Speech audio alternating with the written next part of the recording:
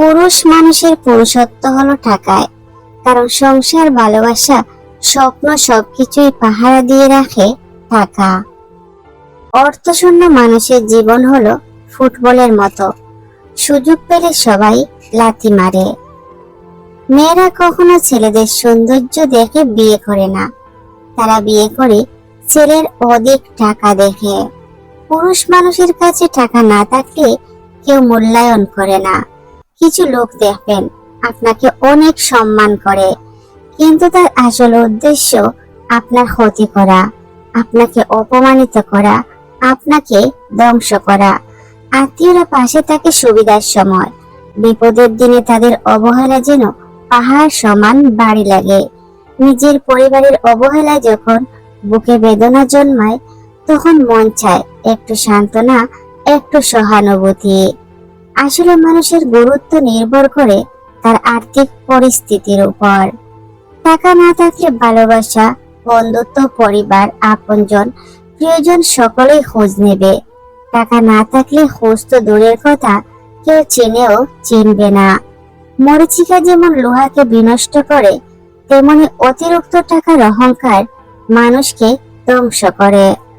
বর্তমান সমাজে একটা কথার প্রচলন খুবই বেশি, যে টাকা কামাও, টাকা হলে তুমি পৃথিবীর সবকিছু পাবে, সবকিছু কিনতে পারবে, সবকিছু তোমার পায়ে এসে পড়বে।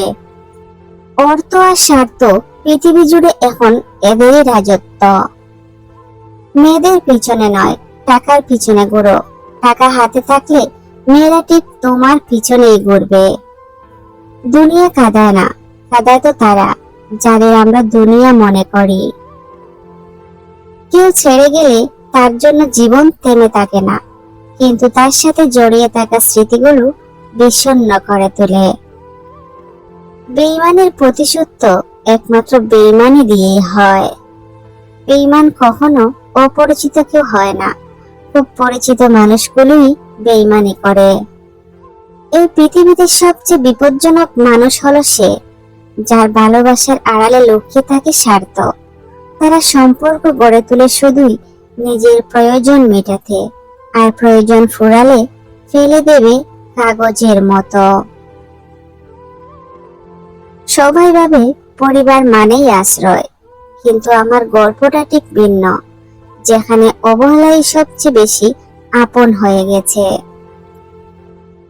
আপনি যে মানুষটিকে কখনো আপনাকে কষ্ট দিবে না ভাববেন, একদিন দেখবেন তার অবহেলাতেই আপনি সবচেয়ে বেশি একা, সবচেয়ে বেশি কষ্টে আছেন। দুঃখ, কষ্ট, অবহেলা এগুলো আসলে তারাই বেশি পায়, যারা কেবল নির্দিষ্ট কোনো একজনের মায়াতেই খুব বাজেভাবে আটকে যায়।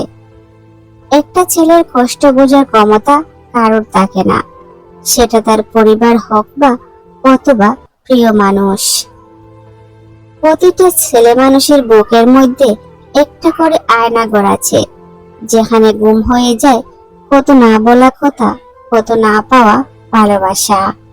মাঝে মাঝে কিছু স্বপ্ন নিজের বুকে লালন করে চলি।